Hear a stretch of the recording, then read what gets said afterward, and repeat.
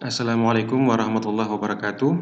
Kali ini saya akan menjelaskan tentang momen inersia. Ya, momen inersia disebut juga dengan momen lembam. Baiklah. Momen inersia kita bisa menghitung di dalam dua arah, arah X dan arah Y, atau nilainya dinotasikan dengan IX dan IY. Ya, jadi I besar X dan I besar Y. Nah, arah X dan Y adalah arah seperti biasa, yaitu seperti pada koordinat kartesian atau sumbu kartesian. Yang pertama, kita lihat bagaimana untuk yang bentuk segi empat. Rumusnya adalah untuk segi empat, kalau lebarnya B dan tingginya H, maka nilai IX adalah 1/12 B kali H pangkat 3. Dan untuk arah Y adalah IY sama dengan 1/12 kali B pangkat 3 kali H. Jadi dilihat, kalau IX hanya yang dipangkat 3, kalau untuk IY B-nya yang dipangkat 3.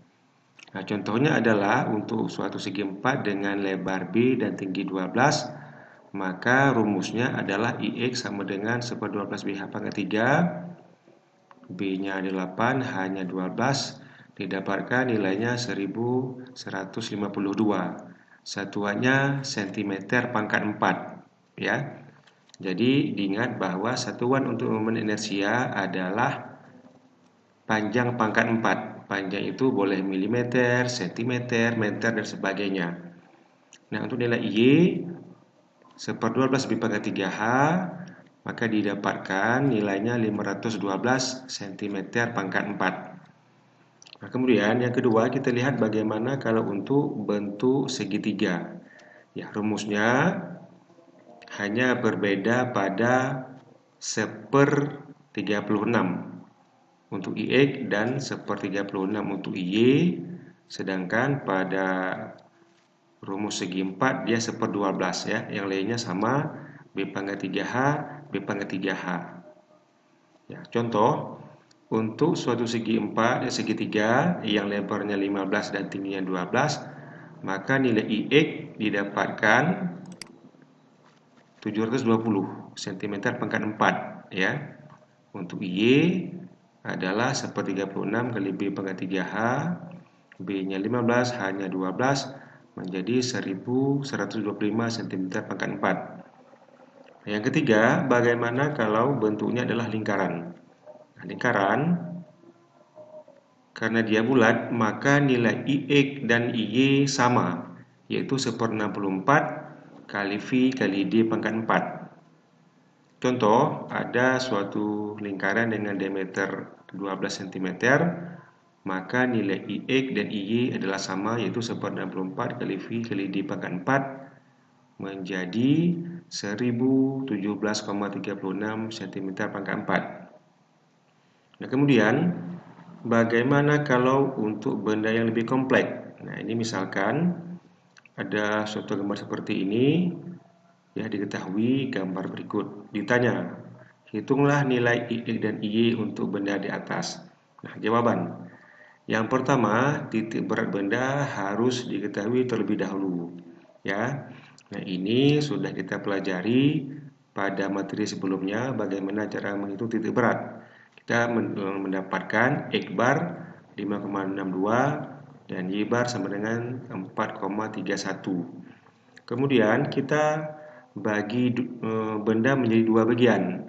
Baginya boleh vertikal, boleh horizontal, ya. Contoh ini saya bagi menjadi vertikal. Kemudian kita hitung jarak AX dan AY. Apa itu A? A kecil, ya, karena kalau A besar itu untuk luas. A adalah jarak dari bias benda, jarak titik berat, ya, titik berat suatu bias benda ke benda secara keseluruhan. Ini ada AX1 misalkan, maka AX1 adalah jarak titik berat benda 1 ke titik berat benda keseluruhan dalam arah X, ya. Nah, di sini bisa kita lihat di sini AX1. nilainya adalah 1,62 ya. Nah, kemudian AX2 adalah jarak titik berat benda 2 ke titik berat benda keseluruhan dalam arah X. Ya, ini nilainya untuk AX2 nilainya 5,38. Nah, dari mana kita dapat ini? Kita lihat ya. AX1 yang ini dia ya. Titik berat benda 1 ini dia di 4 ya. Kemudian titik berat berada pada 5,62, maka AX1 adalah 5,62 dikurangi dengan 4 didapatkan 1,62. AX2 juga sama, titik berat benda 2 adalah 11 di sini, di tengah-tengah panjang 6 ini, kemudian titik berat bandanya kan di 5,62, maka tinggal dikurangkan 11 kurang 5,62 ya. Nah, begitu juga untuk arah Y. Misalkan ini kita lihat bagaimana untuk arah Y. AY1 adalah jarak titik berat benda 1 ke titik berat benda keseluruhan. Ingat dalam arah Y. Kalau AX untuk arah X ya, ini jangan terbalik atau jangan tertukar. Nah, kita lihat untuk AY1 dari mana nilainya ini 0,69, yaitu dari 5,5 kurang 4,31. 5 adalah titik berat benda 1 yang tingginya 10 ya. 10 dari 6 tambah 4. Kemudian dikurangi dengan 4,31 yaitu titik berat benda keseluruhan.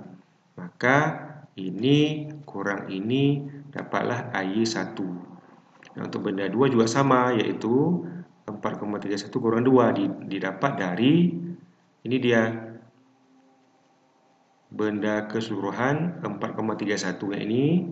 Kemudian 2 adalah titik berat benda 2 dari tingginya 4 ya, maka didapatkan 2,31. Luas benda 1 80, luas benda 2 adalah 24 ya, dari luas ini dan luas ini. Kemudian kita masuk ke rumus. Nah, rumusnya adalah 1/12 BH pangkat 3 karena ini bentuk segi 4. Nah, ada tambahan, itu tambah A kali AX kuadrat. Ya, untuk Y ada tambahan, yaitu tambah AY kuadrat. Nah, untuk benda 1, ya, ada IX1 dan IX2. Ini contohnya 1/12 tambah A1 kali AX1 sama dengan 1/12. 8 adalah lebar benda 1, 10 adalah tinggi atau H dari benda 1, A1 nilai 80, AX1 1,62 sudah kita dapat dari sini tadi, didapatkan 876,62 cm pangkat 4 ya. Jangan lupa pangkat 4. Nah, IX2 juga sama caranya, B-nya dan H masih. Untuk IX2 ini nilainya dari benda 2 ya. B-nya B benda 2 yaitu 6 dan H-nya adalah H benda 2 yaitu 4 ya. Kita isikan ke sini. Luasnya adalah luas benda 2 ini 24. Kemudian AX2 kita isikan dari sini 5,38 yang udah kita cari. Dapatlah 726,67 cm pangkat 4. Begitu seterusnya sampai IY2. IY2 adalah, nah ini 1/12 B pangkat 3 kali H. Ini untuk benda 2 ya. B punya benda 2, H juga H benda 2. Nah, kemudian ini 1/12 6 pangkat 3 kali 4 tambah A2 kali AY2. A2 24, AY2 2,31. Ini dia ya, yang udah kita cari tadi. Nah, dapatnya 200,07 cm pangkat 4. Nah, kemudian IX kita tambahkan, IX1 tambah IX2 didapat 1603,28 cm pangkat 4. Dan kemudian IY sama dengan IY1 tambah IY2 sama dengan hasilnya didapat 664,82 cm pangkat 4. Nah, demikianlah tentang momen inersia untuk benda-benda yang lain silakan lihat di tabel. Ini misalkan ada di buku